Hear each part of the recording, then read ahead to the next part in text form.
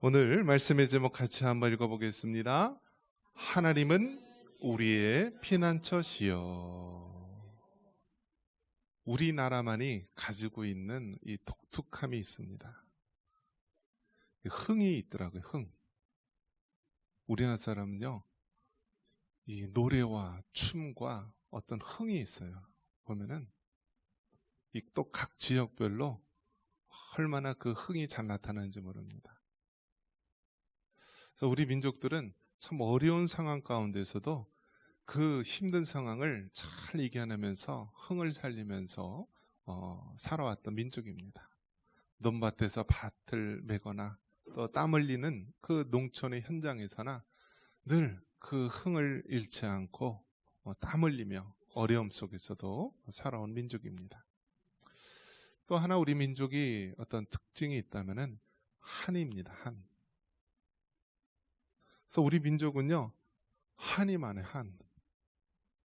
며느리가 어떻죠? 결혼 오면은요, 예, 아주 며느리가 시집살이 하면서요, 얼마나 이 한 맺힌 또 세월을 보냅니까? 또 전 세계에서 우리나라만 있는 고3병이라는 것이 있습니다. 고3병. 그러니까 고등학교 3학년이 되면은요, 입시 스트레스 때문에 그냥 이 병명 이름이 정해졌어요. 고3병이라고. 모든 사람들 가운데 우리나라 사람들이 타고난 부분도 있고 유능한 부분도 있고 흥도 있고 많은 부분이 있는데 그 속 안에 맺힌 한 응어리, 또 이 답답한 모습, 스트레스로 쌓인 우리의 모습들, 그런 모습이 우리 민족, 정말 5,000년의 역사 속에서 가지고 있는 민족입니다. 여러분 혹시 밥 굶으시는 분은 없죠? 쌀이 떨어져서 그냥 한 끼만 먹고 두 끼만 먹는 분은 없죠? 어떻게 하면은 이 뱃살을 뺄 수 있을까? 어떻게 하면은 이 비만을 해결할 수 있을까? 혹시 그런 걱정하지 않나요? 근데 정말 우리나라 민족이요, 이 먹고 사는 문제 해결하는 것이 얼마 되지 않았습니다. 하루 세 끼 먹는 것이 잘 사는 것이었고요, 정말 내일을 알 수 없이 하루하루 근근히 살아왔던 민족입니다. 그래서 사실은 우리나라 이 민족의 모습이요, 정확히 어떤 모습이어야 되냐면 저 북쪽에 있는 조선의 모습하고 똑같습니다. 어떻죠? 저 북한이요? 북한이 전 세계에서 가장 가난하고요, 또 전 세계에서 가장 기독교를 박해하는 나라 아닙니까? 그러니까 우리나라의 원래의 이 한맺힌 이 한민족의 모습이 어떻게 해야 정상이고 보통이냐면요, 가만히 놔두면 저 북한처럼, 저 북쪽에 있는 조선처럼 되는 것이 우리 민족의 모습입니다. 그런데 우리 민족이 어떻게 이 남한처럼 잘 사는 나라, 이제는 우리가 스스로 자칭 선진국이라고 합니다. 선진국. 할아버지 할머니 세대 때는 새끼 밥 먹는 거 걱정하는 후진국이었습니다. 또 제가 자라날 때만 해도요, 이 개발도상국, 뭐 이런 중진국, 이런 이름을 썼습니다. 근데 요즘 젊은 아이들은 스스로 뭐라고 부르죠? 선진국이라고 해요. 선진국. 선진국. 그럼 우리나라 이 대한민국 왜 이렇게 잘 살게 되었고 경제적으로나 모든 면에서 이렇게 부하게 되었을까? 그 이유는 단 하나, 하나님이 이 나라를 보호하시고 축복해 주셨기 때문에 이러한 영광을 누리게 된 줄 믿습니다. 여러분, 남한 사람하고 북한 사람과 똑같아요. 뭐 북한 사람은 뭐 어떻게 뭐 눈이 세 개고 뭐 그렇지 않아요. 다 똑같은 한 언어, 한 문화 속에 자라왔던 민족이에요. 단 차이가 있다면요, 저 북한 땅은 전 세계에서 가장 교회를 박해하는 나라가 되었고요, 모든 교회들을 다 허물어버리고 김일성, 김정일, 김정은 우상체제로 만든 나라이고요, 남한은 미국 다음으로 선교사를 많이 파송하고 전국에 5만여 교회와 1천만 명 되는 그리스도인이 있는 나라로 하나님께서 축복해 주신 것입니다. 그렇기 때문에 여러분, 이 남한과 북한의 차이가 있다면은 남한에는 하나님을 섬기며 교회를 섬기는 이러한 믿음의 축복이 이어지고 있는 것이요. 저 북한은 전 세계에서 가장 기독교를 박해하고 하나님의 교회를 허물었기 때문에 저렇게 가난한 나라, 가난한 민족이 된 것입니다. 그렇기 때문에 여러분, 정말 우리가 받은 축복이요, 내가 잘나서, 내가 능력이 있어서, 내가 힘이 있어서 이런 축복을 받은 것이 아니라 하나님의 보호하심과 하나님의 도움이 있었기에 이렇게 된 것임을 여러분 믿으시기 바랍니다. 지금 우리나라는 큰 위기 가운데 놓여 있습니다. 우리나라는 전 세계에서 아직 전쟁이 끝나지 않은 분단의 나라입니다. 우리나라 주변에는요, 공산주의 국가로 팽 둘러싸여 있습니다. 저 중공, 러시아, 북한, 그리고 주변에는요, 이 깡패 같은, 꼭 마피아 두목 같은 그런 사람들이 그 나라를 주무르면서요, 우리 조그마한 대한민국 이 땅을 위협하고 있습니다. 우리나라는 도망칠 데도 없어요. 대륙으로 이루어진 나라는요, 그냥 걸어서 도망가기라도 하죠. 우린 다 어디로 가야 돼요? 태평양에 빠지든지, 예? 바다에 빠지든지 갈 데도 없어요. 우리는 고립되어 있어요. 이것이 우리 민족의 숙명입니다. 우리 민족의 숙명. 이 상담을 할 때도요, 위기 상담이 있습니다. 위기 상담. 위기 상담은 무엇이냐면, 이 잠깐 자칫 이 순간을 넘기지 못하면은요, 극단적인 선택을 할 수 있다라는 것입니다.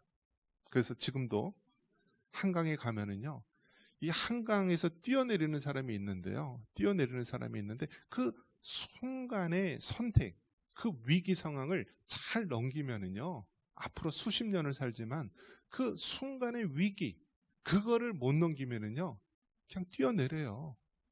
극단적인 선택을 하는 거예요. 그렇기 때문에 이 위기 상담이 중요한데요. 그러기 위해서 여러 가지 장치나 방법들을 도입합니다. 어떤 전화를 놔서요, 급한 상담을 한다든지 많이 있는데요. 또 하나 위기 상담의 그 대처 요령이요, 숫자를 세는 거예요. 한번 따라해 볼까요? 하나, 둘, 셋, 넷, 다섯. 무슨 의미가 있죠? 아무 의미가 없잖아요. 그런데 그거라도 해야 되는 거예요. 죽고 싶은데요, 숫자를 세는 거예요.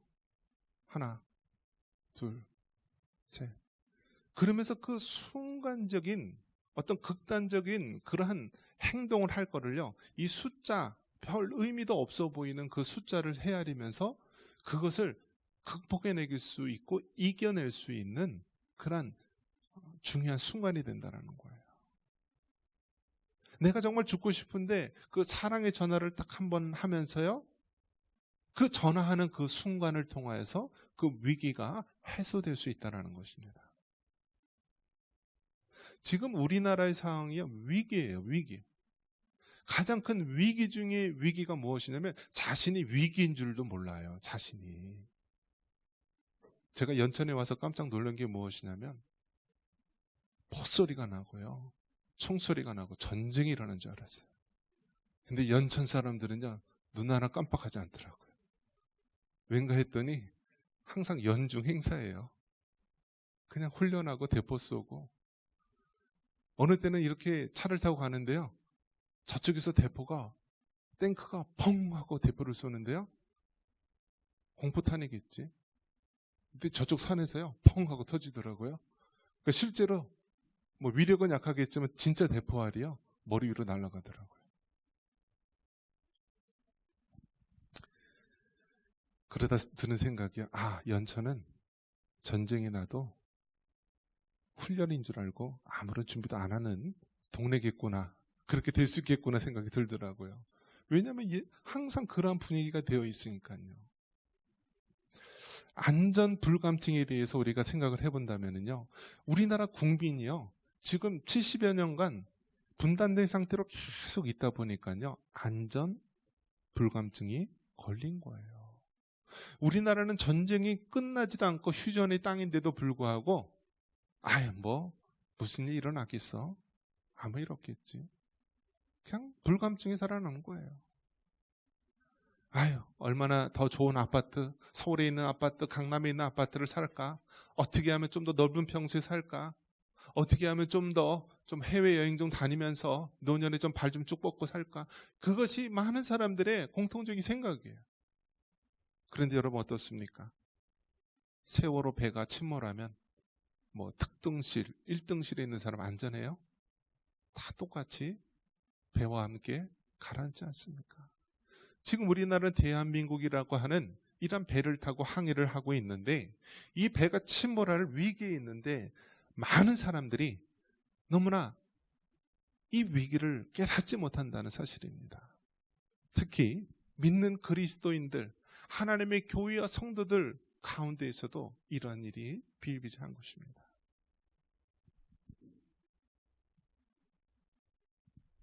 그런 면에서 여러분, 지금 우리가 닥친 이 상황이요, 위기 상황임을 깨닫고요, 이 위기 상황을 어떻게 해야 되느냐? 한번 따라해 보겠습니다. 문제에 부딪혔을 때 성경으로 돌아가자. 여러분, 가정에서나 사업에서나 나라에서나 뭐든지 위기에 부딪히면은요, 성경으로 돌아가고요, 하나님이 뭐라고 말씀하셨는가? 신앙의 기본이 무엇인가? 항상 기본으로 돌아가야 되는 거예요. 기본. 2002년 월드컵 때도요, 우리나라 사람들은 기술이 없어서 맨날 유럽 사람들한테 축구를 진다라고 했는데요, 그 히딩크 감독이 뭐라고 했나요? 우리나라는 오히려 기초 체력이 부족하다. 그러면서 기초 체력을 열심히 훈련했어요. 우리의 신앙에 있어서도요, 믿음의 생활에 있어서도요, 어떤 특별한 고도의 기술이나 어떤 특별한 것은 못해서가 아니라 기본이 무너지고요, 기초가 무너지기 때문에 위기가 되는 것이고 어려움이 되는 것입니다.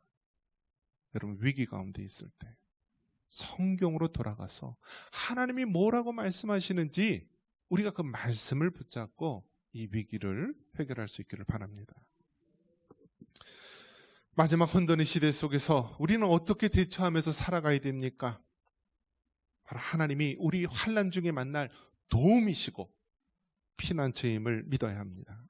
1절 같이 한번 읽어보겠습니다. 1절입니다. 하나님은 우리의 피난처시요 힘이시니 환난 중에 만날 큰 도움이시라. 여러분, 마지막 이 혼돈의 시대 속에서 우리는 어떻게 대처하면서 살아가야 됩니까?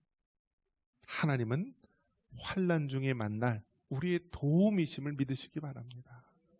여러분, 총알이 날아다니고 대포가 날아다니면은요, 숨어야 돼요. 피난처로 숨어야 돼요.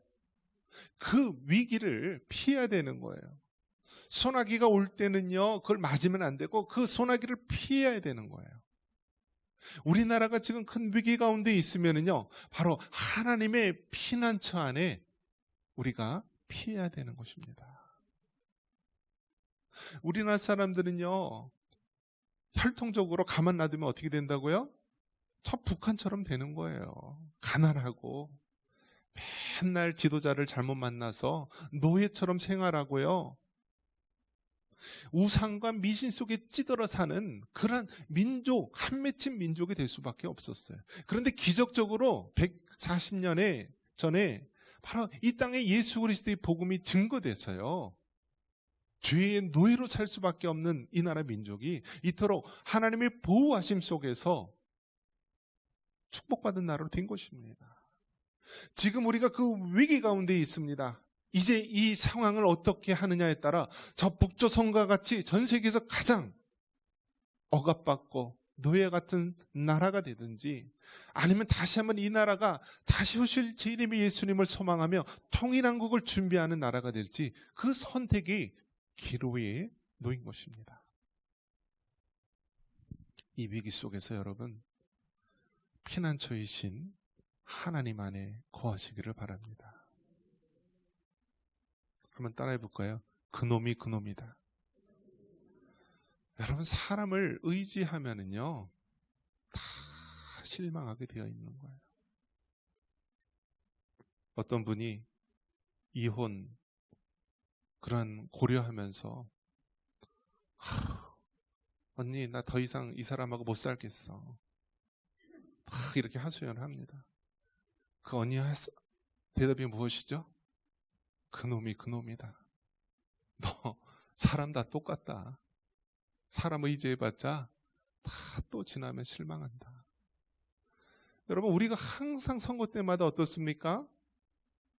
뭔가 우리나라 사람은요, 뭔가 이렇게 지도자를 굉장히 앙망하고 의지하는 성향이 강해요. 그런데 항상 어떻죠? 지도자를 잘못 만나면 백성이 고생을 하고 그 역사의 수레바퀴가 끊임없이 이어오지 않았습니까? 조선 말기에도요, 이 고종 왕이요, 러시아로 피하는 바람에 미국이 일본이 한국을 접수하는데요, 그냥 가만히 놔둔 거예요.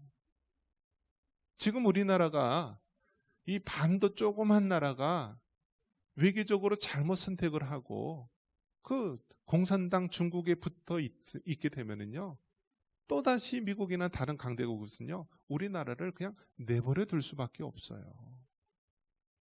사람을 의지하지 말고요, 이 피난처 대신 우리 하나님께로 우리가 피할 수 있기를 바랍니다.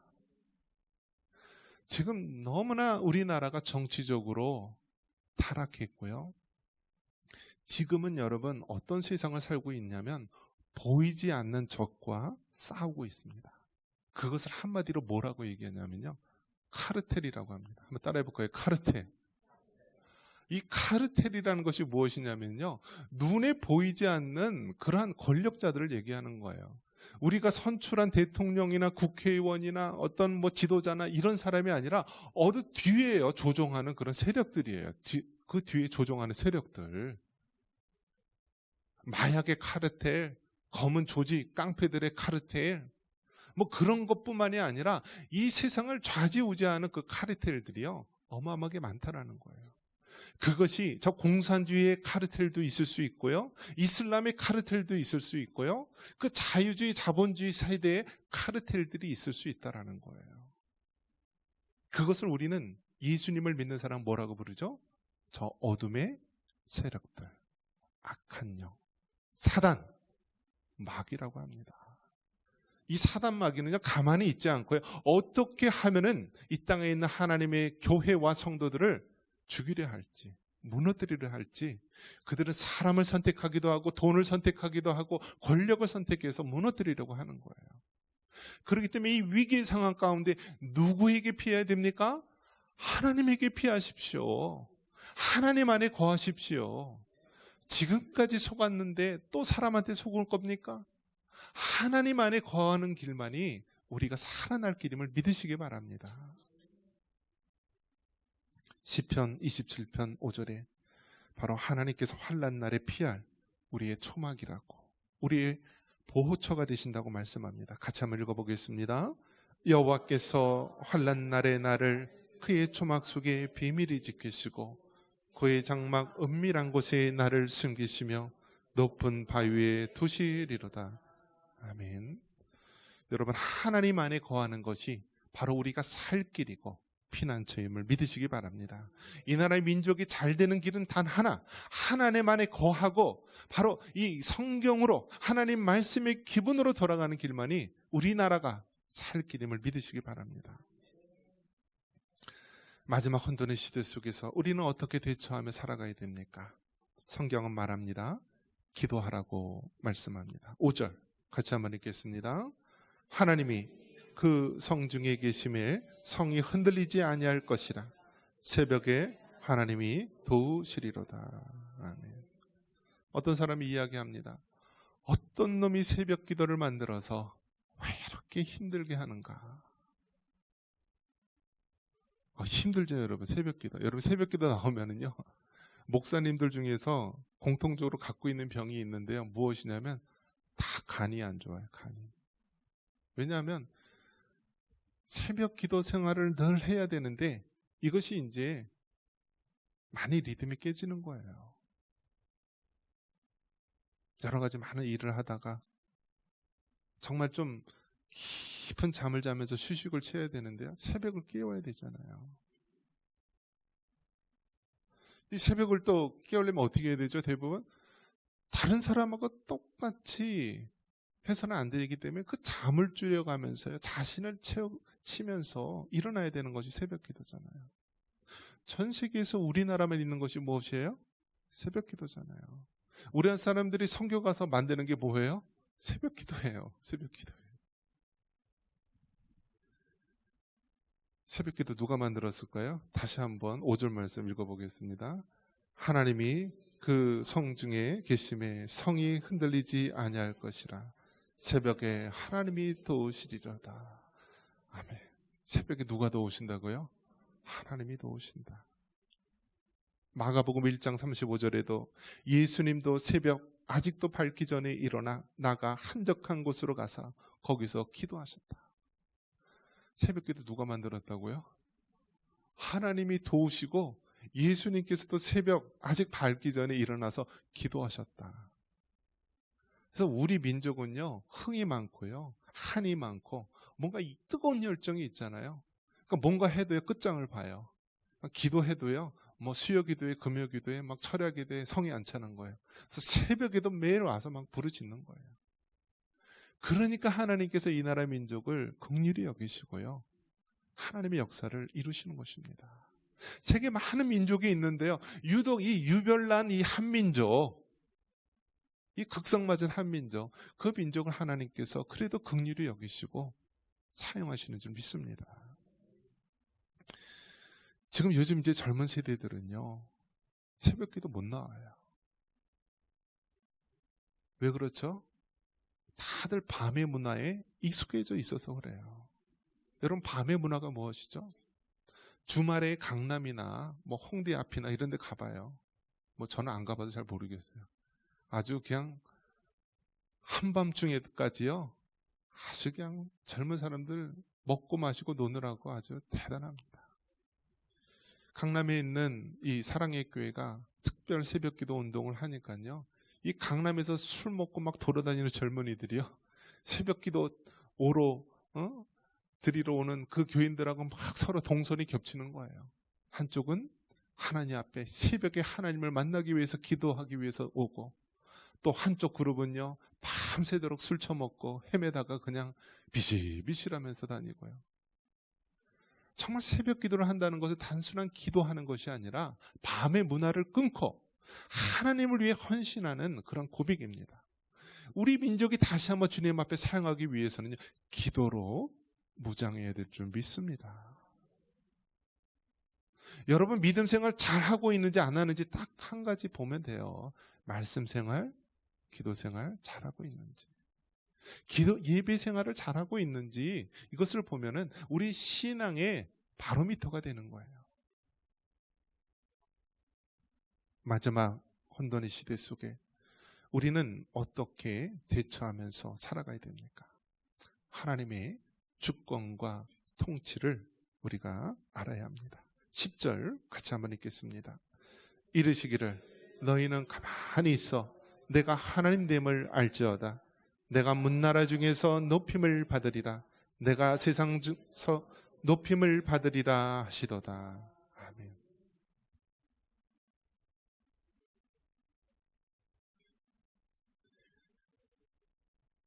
마지막 때 하나님께서 일하실 줄 믿으시기 바랍니다. 이 세상의 어떤 대통령이나 지도자들도요, 또 카톨릭의 교황도요, 어떠한 사람도 우리를 구원할 수 없고 이 세계를 진정한 평화의 땅으로 만들 수가 없는 거예요.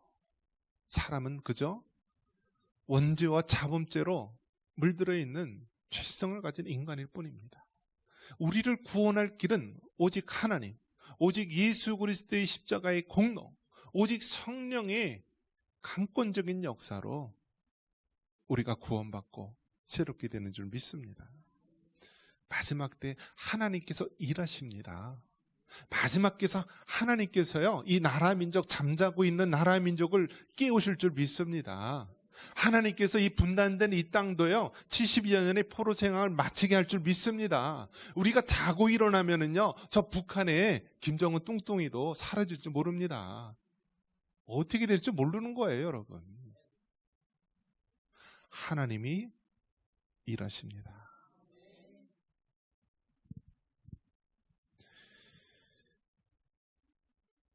기도가 가장 약해 보이는 것이라 여겨질지 모르지만요, 우리가 새벽마다 하나님 앞에 기도하고, 하나님, 저 앞에 가로막힌 철책선, 하나님, 전 세계에서 가장 핍박을 받는 저 북한의 2,500만의 동포들, 하나님, 이 땅에 아직도 복음이 들어가지 않는 저 극단적 이슬람 땅과 공산주의 독재국가, 하나님, 그 땅에 바로 이 나라, 이 민족이 사용받기를 원합니다. 한 맺히고 흥이 많고 열정으로 가득한 이 나라 민족이 다시 한번 오늘날 이 위기를 잘 돌파해서 남한의 선교의 영성과 북한의 저 순교의 영성이 합하여서 하나님 다시 오실 주님을 예배할 수 있는 나라 민족이 되기를 원합니다. 바로 이것이 하나님의 주권과 통치를 바라는 우리의 모습인 줄 믿습니다. 여러분, 연천 땅 소망이 있습니까? 시골 소망이 있어요? 우리나라 전 세계에서 가장 저출산 초고령화 속에 가고 있는데 소망이 있습니까? 사람을 볼 때는 소망이 없습니다. 이제 연천 땅도요 몇 개 면 다 없어져요. 그런데 무슨 소망이 있어요? 죽을 날만 바라볼 겁니까? 우리에게는 하나님이 주시는 거룩한 비전이 있는 줄 믿습니다. 남한의 땅끝이 이 북한 연천 아닙니까? 하나님께서 왜 우리를 이곳에 심어 놓으시고 왜 이곳에 하나님께 기도하게 하십니까? 바로 저 북한에 있는 저 북한 땅을 바라보면서 마지막 다시 오실 재림의 주님을 소망하라고 우리를 세우시고 우리 정상교회를 붙드시고 우리 하나님의 사람을 일으켜 세우는 줄 믿습니다. 여러분, 사람을 바라볼 때 실망할 수밖에 없지만 피난처 되신 하나님을 바라보시고 이 위기의 상황을 다시 일어설 수 있는 여러분 되시기를 주님의 이름으로 축원합니다.